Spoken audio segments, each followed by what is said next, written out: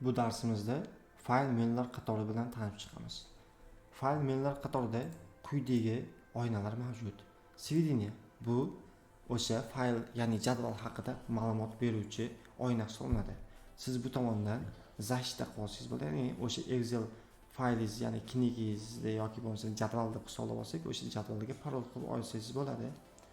Svойства degani esa mana shu aynan mana shu fayl ma'lumotlari, razmeri, nomi, hokazo ma'lumotlar bildiradi.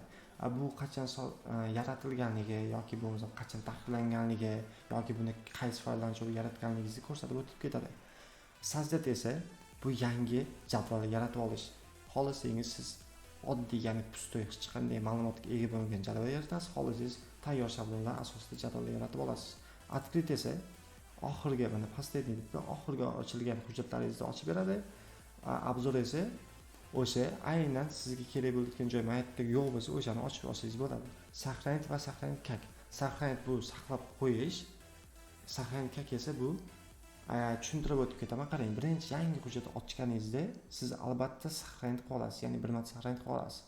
Siz biron bir hujjat ishlayapsiz, sizga o'sha hujjat kerak va uni nusxasi kerak. To'g'rimi? Siz o'sha hujjatni birinchi saqlanib qolsangiz, u avtomatik o'zida saqlanib bo'ladi. Siz uni misol boshqa formatda saqlamoqchi bo'lsangiz yoki uni nusxasini saqlamoqchi bo'lsangiz, saqlanib qilib saqlanib olasiz.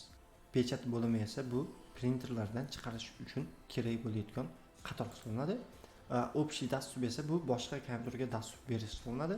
Ekspert va bundan keyingisi saqlanib yoki saqlanib kakda o'xshash bir bo'lim hisoblanadi. Zakriy esa bu oynani yopish. Uchinchi zapis bu dasturga foydalanuvchi sifatida kirish. Parametr esa bundan oldingi darsimizda o'rgatib o'tilgan sozlamalarimiz hisoblanadi. Biz hozir siz bilan yangi hujjat hosil qilish va uni saqlashni ko'rib chiqamiz.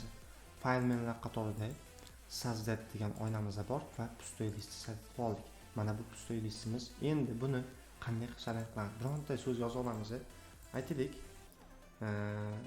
onlayn darslar.uz deb yozib oldik. Mana bu dars yozganimiz turibdi. Endi buni biz saqlanib qilishimiz kerak. Aytdik, mashq hujjat ustida ishladik. Ma'lumotlarimizni yozdik, jadval tuzib bo'ldik. Endi uni qanday qilib saqlanib qilsak bo'ladi? Fayl saqlanib bo'limini tanlaymiz va qayerga saqlanib qilay deb so'rayapti bizdan. Biz рабочий stol tanladik. Mana va bunga nom beryapmiz. Onlayn darslar va saqlanib qilyapmiz. Mana bu hujjatimizni oynamizni yopganimizdan keyin onlayn darslar hujjati paydo bo'ldi.